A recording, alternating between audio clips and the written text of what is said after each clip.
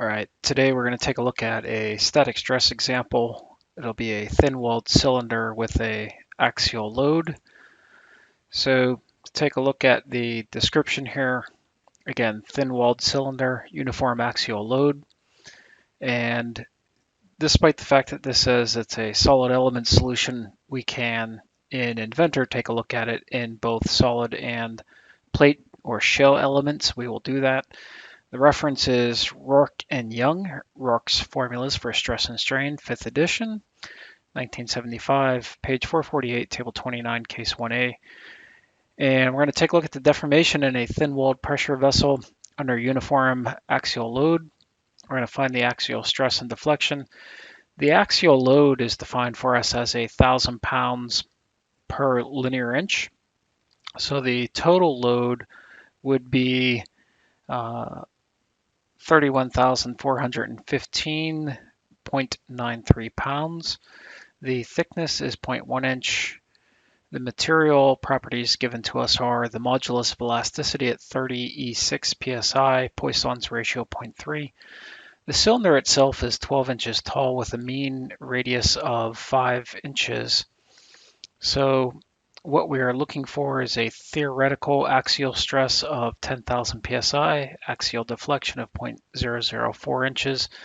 We'll get our values and we'll plug them in and see how we compare. So starting off in the Inventor program, first of all, we do have 2022 loaded up. So we are using some newer software than the earlier verification or example files that I did, which is cool. Let's first of all start with the measurement. So if I do a tools measure, you'll see the height here of my cylinder is 12 inches. And of note, of course, I'm doing quarter symmetry. Instead of modeling the full 360, we'll take a look at 90-degree sections because we can use symmetry in the FEA program. And I've got two of them here, of course, because I'm going to do one of them as solid, and then I'll do the other one as plate or shell at the same time, and then we can compare. So let's go ahead and measure the inside. You can see here's a 4.95 inch radius or a 9.9 inch diameter. And if I select the outer edge then is a 5.05 radius. So in between the 5.05 and a 4.95 gives me the 5-inch mean radius that we were looking for. So the geometry is all set. Let's go ahead into the Nastran program to set it up there. So what I'm going to do is go to Environments, and off the Environments tab I can select Autodesk Inventor Nastran. As I come into Nastran, I can see that I have my idealization here. Let's go ahead and define the material. And the material properties, again, the modulus was defined for us as 30 E6, and then Poisson's was 0.3. We'll say OK. And I do want to convert one of these to shell elements. So the way to do that, I can go up to the offset surfaces, or from the prepare manual, if I go to the pull down menu with offset surfaces, I can tell it to find thin bodies, but of course it's going to find both of my geometries as thin bodies. So the tool I'm going to utilize is Midsurfaces, and you can see here there's a little dialog box. I'm going to go ahead and select one of the two parts. It realizes that it has or identifies a body. I can go ahead and say OK. That will convert it to the mid surface. Likewise, in Inventor, we could have just simply drawn an arc and extended it up as a surface, and then we could have imported that surface to use for plate or shell elements. Likewise, I could have drawn the arc, the edges, and then created a patch. So in other words, when you want to have shell elements in Nastran, you can either convert a solid body using the tools that I just used here, or you can create surface geometry inside of Inventor and import that surface geometry or transfer that surface geometry into Nastran. Both approaches will work. So now you can see I have an idealization here of a mid-surface. And if we explore that a little bit, let me go ahead and right click and say edit on that mid-surface. You see that it can or has extracted the thickness of 0.1 inch for me. So that is a function of the mid-surface or fine mid-surface or fine thin bodies processes. It will extract the thickness as it converts it. So I'm going to go ahead and say OK to that. And let me check the material here. Yeah, so it just copies the material properties because I assigned the material properties initially, but it doesn't hurt to check.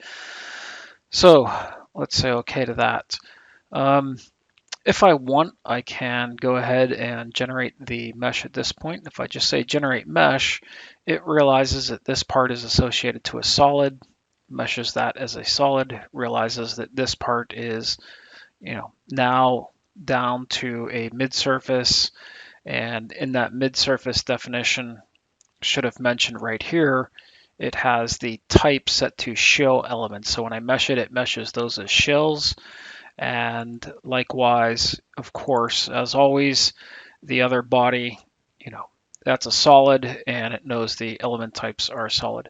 This mesh is a little bit coarse for my liking, so I'm going to go into the mesh settings here, and let's say we take a look at about something like half of what it just did, and we'll generate the mesh. That looks pretty good, so let's roll with that. It might even be fine for what we need, but that's good. So constraints, the bottom surface, we are going to prevent from, obviously we're going to put a load at the top edges here in the positive Y direction. So the bottom surfaces or edges, we want to stop from moving in the Y direction. So I'm going to select that edge right there, the bottom edge of the shells. Let me first select free, and then I'm going to turn on the constraint for TY. And then as I rotate the geometry around a little bit, I need to get the bottom surface or face of the solid cylinder. So that will be my TY constraints. And I am going to assign a name here just so I can keep my browser menu tree clean and I know what all of my constraints are. So we'll say OK to that. And so you can see over here in the browser now I have my TY constraints. So that way if I need to make a change later and I have my list of constraints here, I know what constraint is what. So let's start with our symmetry constraints then, just rotating the model a little bit so I can see what this edge would be. So this edge, whatever vector is perpendicular, that's the symmetry constraint. In other words, I need to apply a TX constraint to this edge and a TX to this surface. So let's take care of that next. So again, constraints, I will assign a name, no reason other than organization. I'm going to do free, and then I'll check the box again for TX. Let me do that again. There we go. I had the TY constraint entity still selected. That's why I undid that. And now we can say free, select TX. Let me select that edge right there. And I'm going to zoom in. We'll select that surface right there. All right. We'll say OK to that. And that takes care of those constraints. Now, as I do that, it occurs to me that I want to make a change to it. So it's nice that I named them so I know which one I want to edit. So let's go back into the TX one. Technically, this is a symmetry constraint because I have sliced through my geometry. I no longer have the full 360-degree representation. Checking the TX box for my solid is fine.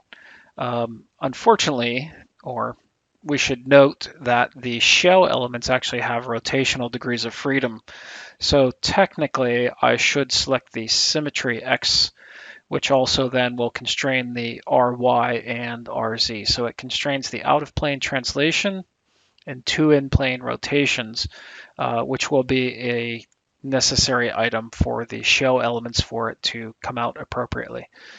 Let me go ahead and say OK to that.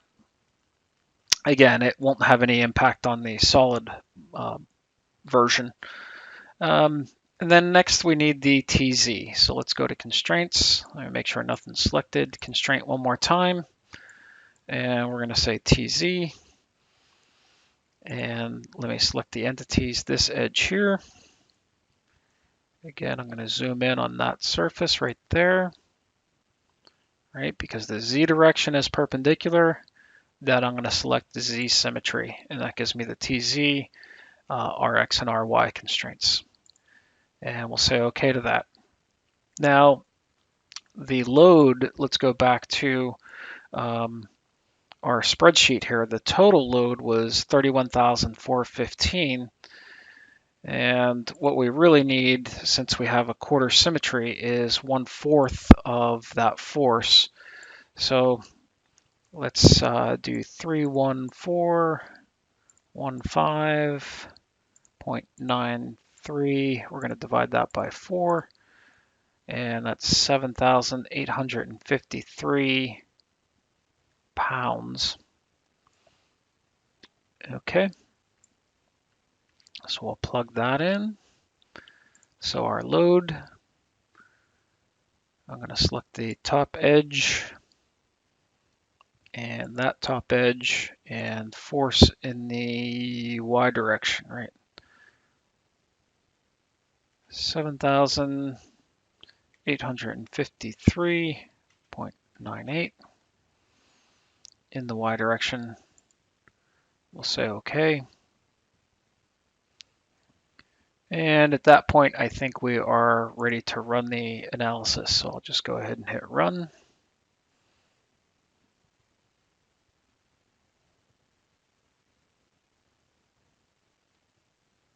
I'm questioning if I copied that load over. It sounds a little bit high. I guess we'll know in just a second. Yeah, that looks right.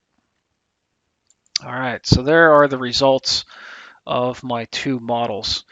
So one thing I will say about it is, you're seeing everything all in red here, everything all in blue here, and you might initially think we're doing something wrong.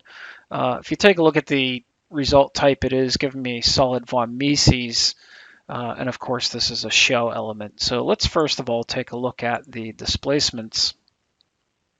And we want to take a look at displacement along the y-axis. And we can see our max there is 0.004011. So let's plug that into our spreadsheet. And this is for the solid elements. So 0.004011. And I hit enter. So we have a 0.2% difference from the hand calculation there. And then what I can do for this model, you can probe, and I think I've used that before. If I hit probe, that allows me to move over the model and it'll come up with the values, but that is interpolating values from the node points. To be a little more precise, I could right click on nodes in the menu tree here and say query display in the model tree, and if I hover over one of those nodes, there we go. We have 0.004001, so that's even better. 0.004001. Hit enter, and I'm about 0.02% different. Okay, switching over to stresses, let's see what we have here. So I'm going to go with stress, and if we take a look at the shell model, we can see right there it gives us a max of, let's go ahead and hover over that, right about 10,000 or 1040. Oh, right there. Could have just looked at the legend. So we have 10,042, 10,042, and that gives us a percent difference of 0.42. And then we can toggle that to take a look at the solid. In the solid, I need to look at the solid wide normal. And again, we can probe somewhere about the middle of the geometry, and that tells us, depending on where we are, we're about 10,100. And if I type that in, 10,100, that gives us a percent difference of 1% difference, or even if we take the max, and again, I'm not sure that that's fair. It would be most accurate towards the center of the model. But if we did do 10,614, then that gives us a percent difference of about 6%. So even that isn't too bad. I would say anywhere around 5% or less would be good. So I would say at a maximum, our percent difference is 6% different there.